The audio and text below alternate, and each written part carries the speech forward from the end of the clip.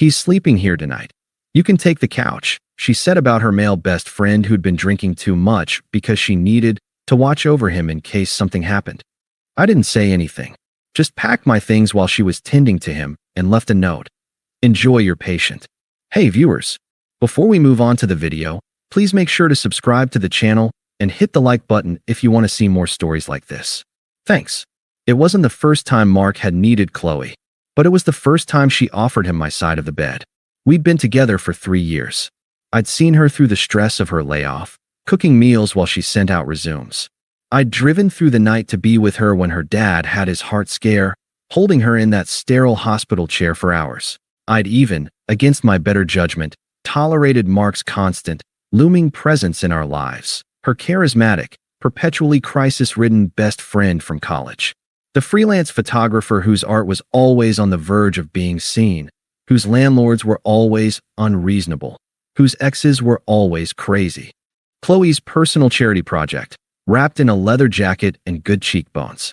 The call came at 12:37 a.m. on a Tuesday. My phone buzzed first, lighting up the nightstand. Mark. I let it go to voicemail. A minute later, her phone rang. I heard her murmuring, the bed shifting as she sat up. Oh, Mark? No, where are you? That's so many. Are you safe? A familiar, heavy feeling settled in my gut. I stared at the ceiling. She hung up and turned to me. In the blue-tinged dark, I could see the performative concern etched on her face. That was Mark. He's at the Hollow Bar. He says he's had way too much to drink to drive, and he can't afford an Uber all the way to his place. So he'll get a cab, I said, my voice flat with sleep. Or he'll sleep it off in his car. He's a 30-year-old man, Qley. He's upset, Alex. His gallery show was a disaster tonight. Nothing sold. He's devastated. She was already throwing the covers back. I told him to come here. I sat up. Here. What? Because he needs a friend. He can't be alone right now. He can sleep on the couch, I said, the line we'd established and held for 2 years. She was out of bed now, pulling an extra pillow and the gray fleece blanket from the linen closet. She didn't look at me. It's not good for him to be on the couch. He needs proper rest. He's emotionally fragile. A cold clarity began to cut through the fog of annoyance. Where is he supposed to sleep then? She finally met my eyes, clutching the pillow to her chest like a shield. He's sleeping here tonight. You can take the couch. The words hung in the air, absurd and offensive. I actually let out a short, disbelieving laugh. You are joking. Don't be heartless. He needs someone to watch over him in case something happens. What if he gets sick? What if he has an anxiety attack? You know how he gets. Watch over him. In our bed. The emphasis on our felt pathetic even as I said it. It's not like that, Alex. She rolled her eyes, the ultimate dismissal. God, why are you always so insecure about him? If you really loved me, you'd understand I'm just being a good friend. He has no one else. There it was. The twisted logic. My boundary was insecurity. My discomfort was a failure of love. Her prioritization of another man was noble compassion. And if you really loved me, I said, my voice quieter now, dangerously calm, you wouldn't ask me to leave my own bed for another man. She stiffened. The mask of concern flickered, revealing a flash of impatience, a frustration that I wasn't playing my assigned role in her drama. I'm not asking you to leave your bed. I'm asking you to be understanding for one night. To help someone who's hurting. But I guess that's too much for you. She turned toward the bedroom door, ready to go wait for her wounded bird in the living room. Well, I am asking. So what's it going to be? I didn't answer. I just watched her go. The front door opened 20 minutes later. I heard his slurred voice, overly loud, and her shushing him, a giggle in her tone that was never there for my rough days. I heard the shuffle of feet, the thump of a bag. I stood in the shadow of our bedroom doorway. The scene in the living room was a sickening tableau. Mark was slumped in the armchair, looking the perfect picture of tragic artistry. Qley was kneeling beside him, placing a glass of water on the side table. I just feel like such a failure, Qley, he mumbled, dragging a hand through his hair. You're not a failure.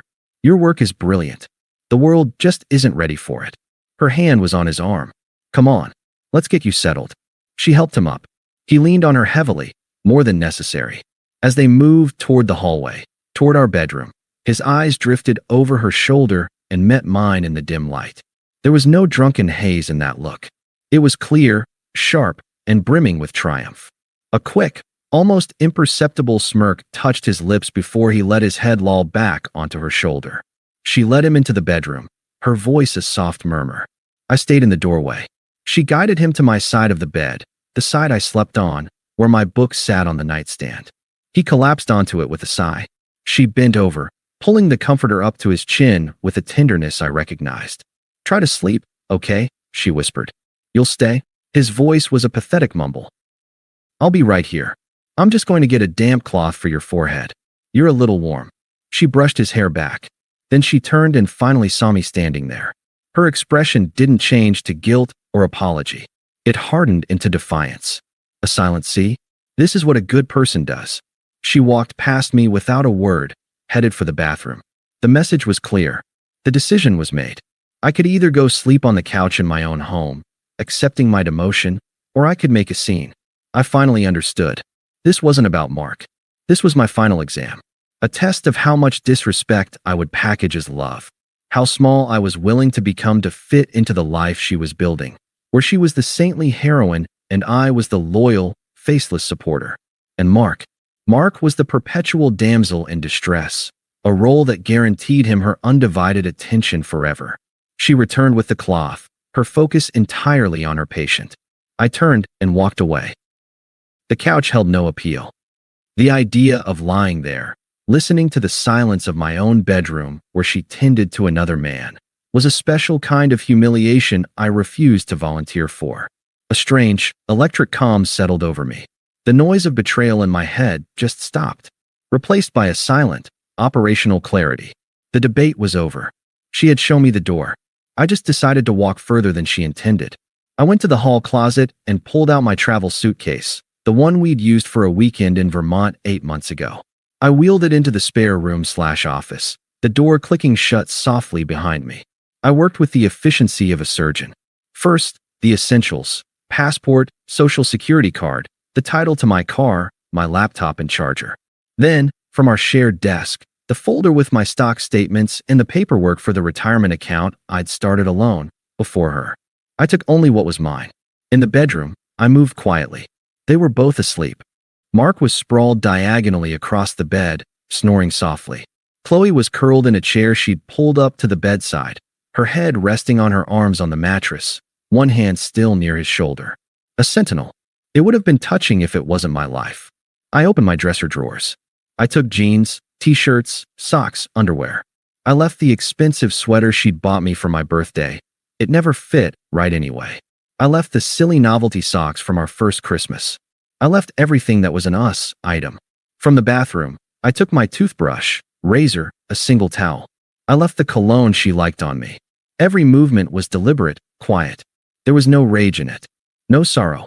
It was a logistical problem I was solving. The emotional divorce had happened the moment she'd issued her ultimatum. This was just the physical settlement. The last thing I packed was from the top shelf of the closet, a small, locked fireproof box. Inside were my grandfather's watch and a few old letters from my brother, deployed overseas. Things that mattered to me long before Qley. I zipped the suitcase closed. I took one last look around the room. At the man in my bed. At the woman keeping watch over him. I felt nothing. Not even anger. Just a vast, empty space where my love for her used to be. In the kitchen, the note. I found the pen she always hated, a cheap plastic bank promo with a stubborn click. On the counter, next to the fruit bowl she'd picked out at a flea market, I laid a single sheet of plain paper. I didn't write a novel. I didn't explain my reasoning. She knew. I didn't express hurt. She wouldn't care. I didn't say goodbye. That sentiment had expired. 2 lines. That's all. Enjoy your patient. Don't contact me. I set the pen down squarely on top of the note. Final. A period. I wheeled my suitcase to the door, slipped on my shoes, and took my winter coat from the hook. My keys were in the bowl. I separated my car key from the ring that held my key to this apartment. I left her key there, in the bowl. It made a faint, metallic ping as it landed. I opened the door. The cold night air rushed in, clean and bracing. I didn't look back. I stepped into the hallway, pulling the door shut behind me. The latch clicked with a soft, definitive sound. In the silent underground parking garage, I loaded my suitcase into the trunk.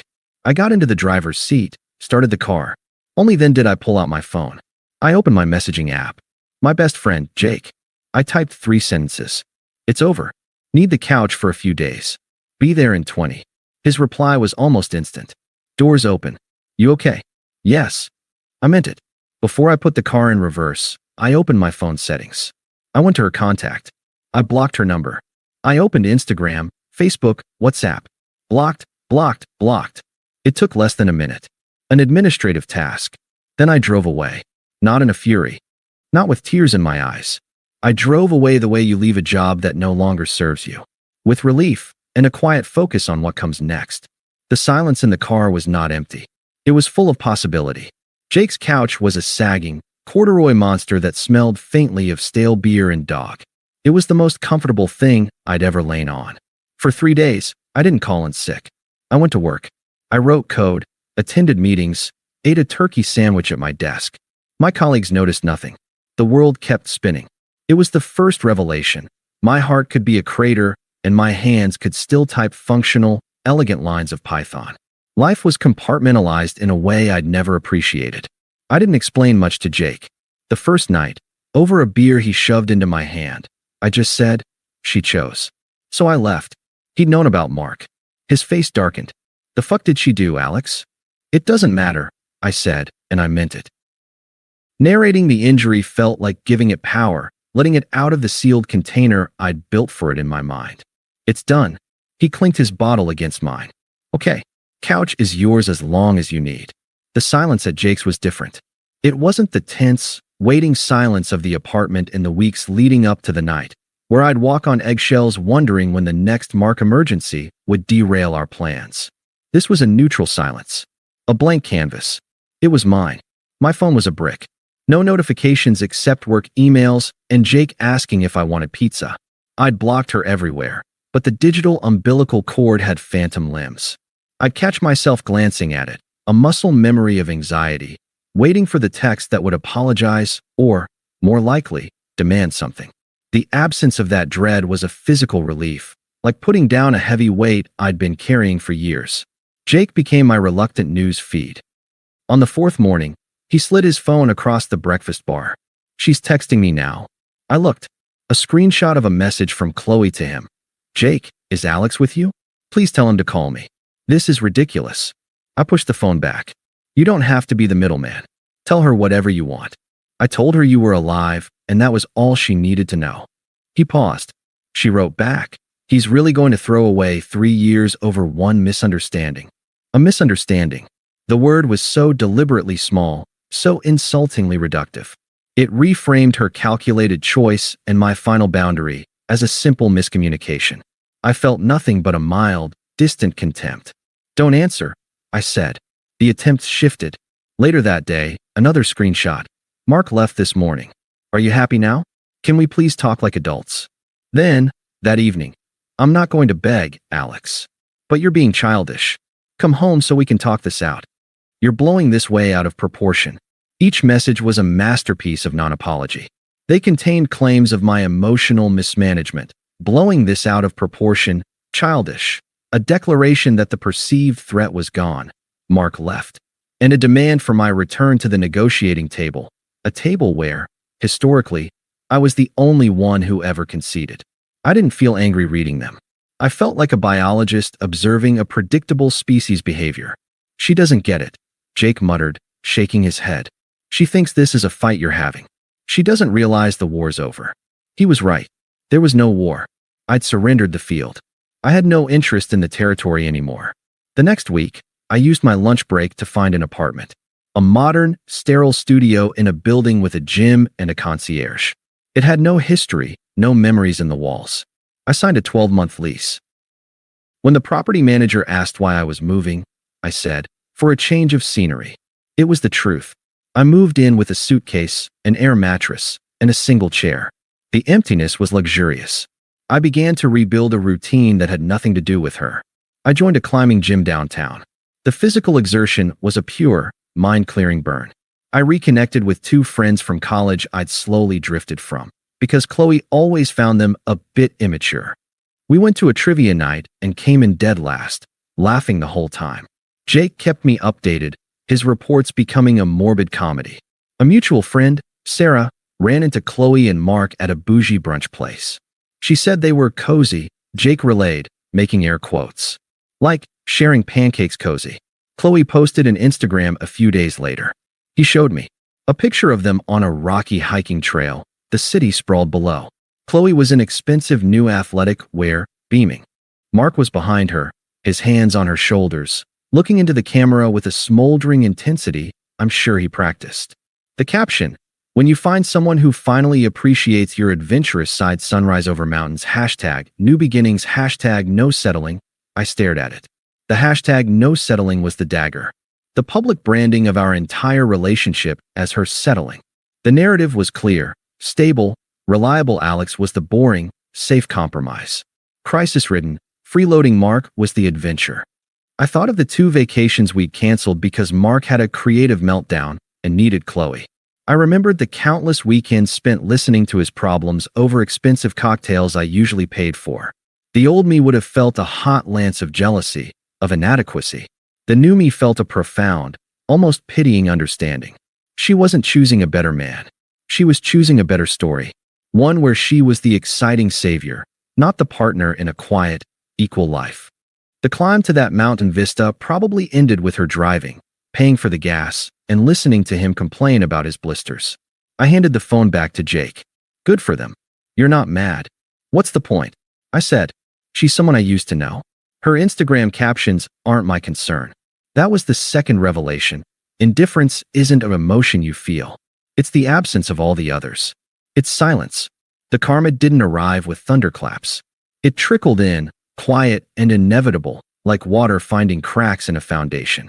It was a Tuesday evening, about 3 weeks after I'd left. I was assembling a flat-pack bookshelf for my new apartment, a screwdriver in my hand, a podcast playing softly in the background. My phone buzzed on the floor. Jake.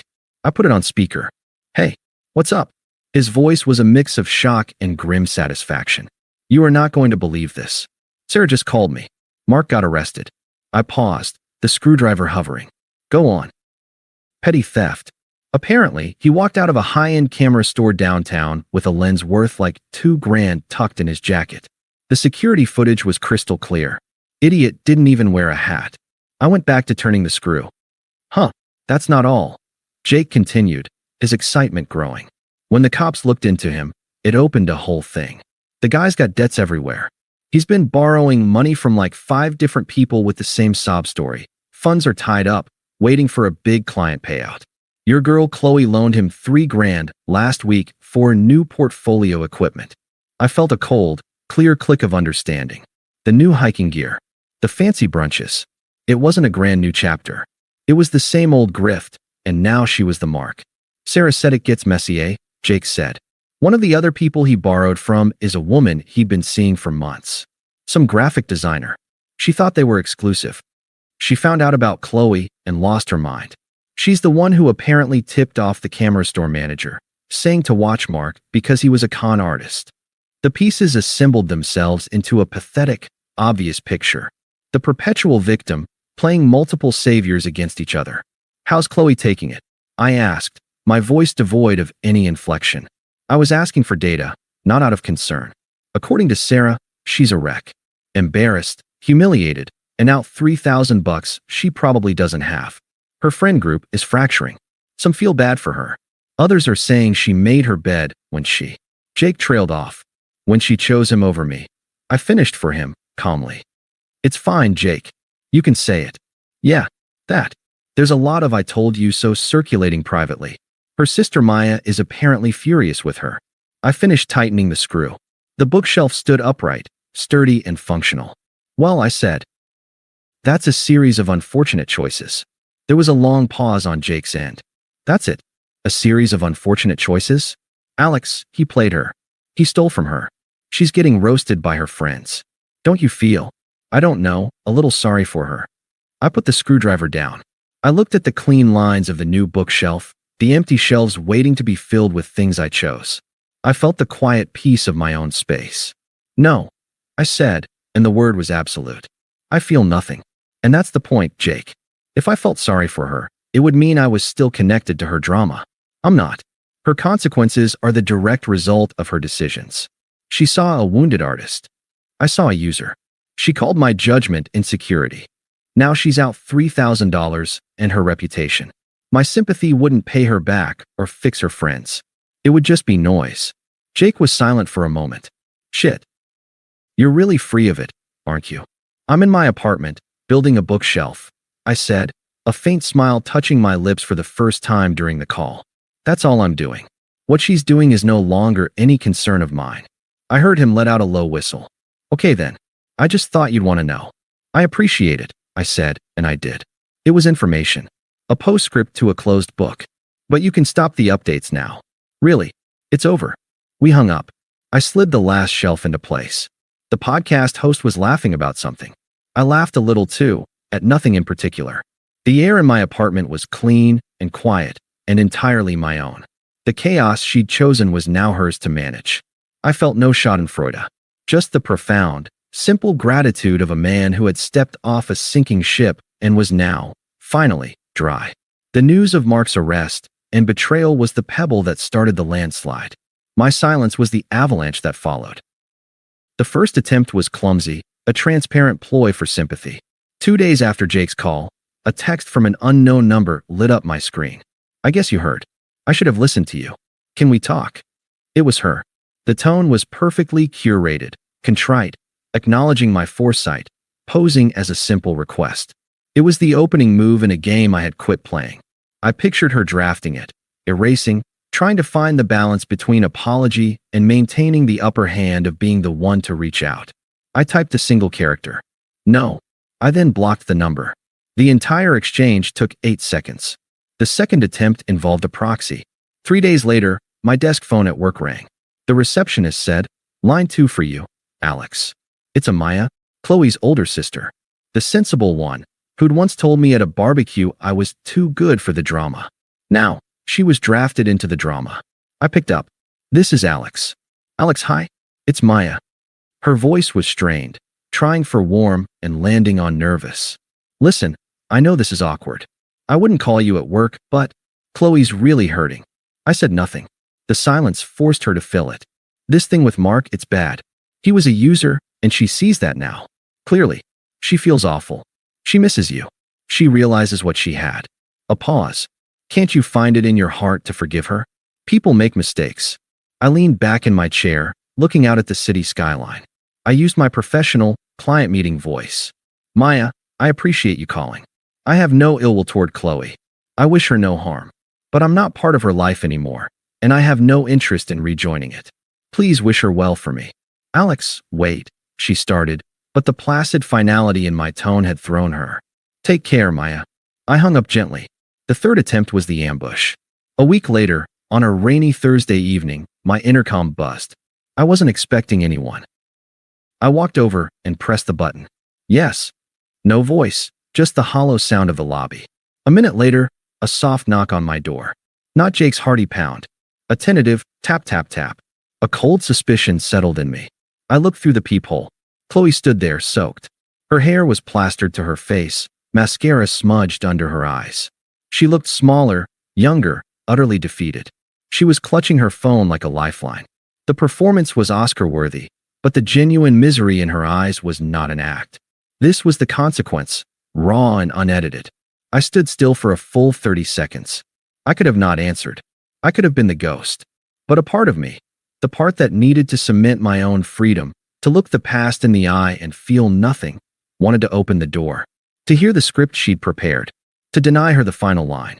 I turned the deadbolt and opened the door just enough to see her fully. The damp, cold air from the hallway rushed in. Her eyes widened, a desperate hope flooding into them. "Alex, please, just 5 minutes. You shouldn't be here, Qley. I asked you not to contact me. I know I messed up. I was stupid." The words tumbled out in a rehearsed rush. "Mark, he took money from me. He lied about everything. He was seeing someone else the whole time." She choked on a sob. "Everything you ever said about him was right." I waited. I didn't offer a tissue. I didn't step aside to let her in from the rain. I just stood there, a polite sentinel at the border of my new life. "That's unfortunate," I said, my voice flat. "Unfortunate?" She recoiled as if struck. The victim's script was faltering. "That's all you have to say?" He stole from me, Alex. I'm out $3,000. My friends are laughing at me. You should file a police report, I said, offering the logical, impersonal solution. It's a matter for the authorities. Her face crumpled. The anger was swallowed by a more frantic need. I don't want a police report. I want you. I want us back. I see it all now. I was blind. I took you for granted. There is no us, Qley, I said, the words clean and surgical. There hasn't been for over 2 months. The finality of the time frame, the specific accounting of the days since her choice, seemed to shock her. She'd been living in the dramatic whirlwind of her own crisis. I'd been living a calm, forward-moving life. You don't love me anymore? She whispered, the ultimate, manipulative question. A question designed to trigger a chivalrous denial, to pull a man back into the familiar role of comforter. I met her gaze. There was no cruelty in my eyes, but there was no softness either. Just truth. My feelings are no longer your concern. Our relationship ended the moment you asked me to vacate my bed for him. Goodbye, Qley. I began to close the door. Wait. She shoved her hand against it. The desperation turned sharp, ugly. So that's it. After 3 years, I get a fucking goodbye in a hallway? You're just as cold as everyone said you were. I stopped, the door still ajar. I didn't rise to the insult. I simply gave her one last, measured look. Then it should be a relief that you're free of me. File the report, Qley. Take care of yourself. This time, I closed the door completely. I heard a muffled sob, then the sound of her heels retreating down the hall, faster now. The click of the lock was louder than the rain. I walked back to my couch. My heart rate hadn't spiked. My hands weren't shaking. I felt a profound, weary clarity. The chapter wasn't just closed. The book had been pulped. The text that came to a new, soon-to-be block number an hour later confirmed it. When the heartbroken victim act failed, the true colors bled through. Fine. Be that way. You were always cold anyway. Emotionally stunted. You're just like Mark. You use people, and when they need you, you just walk away. I hope your new life is as lonely as you are. I read them with the detached interest of a linguist studying a dead language. The grammar of blame. The vocabulary of a person who could never, ever be at fault. I deleted the thread and blocked the number without replying. The silence that returned was sweeter than before. The final thread was snipped 8 weeks after I'd left, in the most mundane of places, a coffee shop 3 blocks from our old apartment. I'd stopped going there for months, but my new barista had called in sick, and I had a report to finish. I was in the corner, headphones on, typing away. The familiar smell of roasted beans and the low hum of conversation were just background noise. I didn't see her come in. I felt a presence hovering near my table and looked up. Qley was standing there, holding a chai latte. She was with a friend I vaguely recognized, one of the ones from the Brunch and Complaints Brigade. The friend hung back near the condiment station, pretending to be fascinated by the sugar packets. Qley looked tired, not theatrically disheveled like at my door, but worn thin. The light was gone. She was just a woman in a coffee shop. She managed a weak smile. Alex, you look good. I pulled one headphone away, resting it on my ear. Thank you, I said, the way you thank a stranger who holds a door. An awkward pause stretched. Her friend was watching like it was a tennis match. I'm moving, she blurted out, as if sharing big news. Can't afford the apartment alone. Mark, he cleaned out my savings. She said his name like it was a rotten taste in her mouth, but there was also a hint of a plea. See what he did to me? See how I've suffered? I took a sip of my coffee. It was perfectly cooled. I'm sorry to hear about your financial situation. The phrase was professional, the same one I'd used with a colleague who lost a client. It held sympathy in its dictionary definition, but none in its delivery. Her face fell. The script was failing again. She'd offered her tragedy, and I'd given her a customer service response. That's it. Her voice cracked, a mix of hurt and rising anger. After 3 years? Sorry about your financial situation? Qley, I said, my voice calm and low, forcing her to lean in slightly to hear, breaking the illusion of a public scene. That chapter is closed. I've moved on. I suggest you do the same. Dwelling isn't healthy. Moved on. Her eyes scanned me, then darted around as if looking for evidence. With someone else? The question was pure, undiluted possession. I almost smiled. It was the wrong question. The irrelevant question. Whether I'm alone or with someone is irrelevant to us. What matters is I'm at peace. And you, I said, my gaze steady and final, are not my responsibility. Not your feelings, not your finances, not your recovery. She stared, her lips parted. The truth was a pill she couldn't swallow. I was not her backup plan. I was not her audience for repentance. I was a closed door. You never loved me, did you? She whispered, the last weapon in her arsenal, designed to wound. I didn't flinch. I gave her the honest, devastating answer. I did. More than you understood. But love requires respect. You showed me exactly where I stood. So I stood somewhere else. I gestured vaguely to the space around me. The coffee shop, the city beyond, my whole new world. Somewhere better. The finality of it, the simple, unassailable logic, seemed to hollow her out. All the arguments, the justifications, the blame, died in her throat. There was nothing to fight against because I wasn't fighting. I was just stating facts. I saw the moment she truly understood. Her shoulders slumped. The performance ended. What was left was just a sad, exhausted woman facing the unchangeable consequences of her own choices. Take care of yourself, Qley, I said, my tone firm but not unkind. It was a dismissal, but a definitive one. Truly. I placed the headphone back over my ear, picked up my coffee, and stood. I gave a slight, polite nod, not to her, but to her friend still gawking by the sugars. Then I walked to the door, where my colleague Ben was just walking in, waving. Sorry I'm late. Ben said. Traffic was a nightmare. No problem, I said, pushing the door open. I got a head start on the report. Let's grab a table. As the door swung shut behind us, I didn't look back. I didn't wonder what she was doing. I didn't feel a surge of victory or pity. I just felt the crisp autumn air on my face and the pleasant weight of the work ahead with a friend. The last thread was cut. It made no sound at all. Thanks for watching. Make sure to subscribe to the channel and hit the like button. What do you think about this story? Share it in the comments.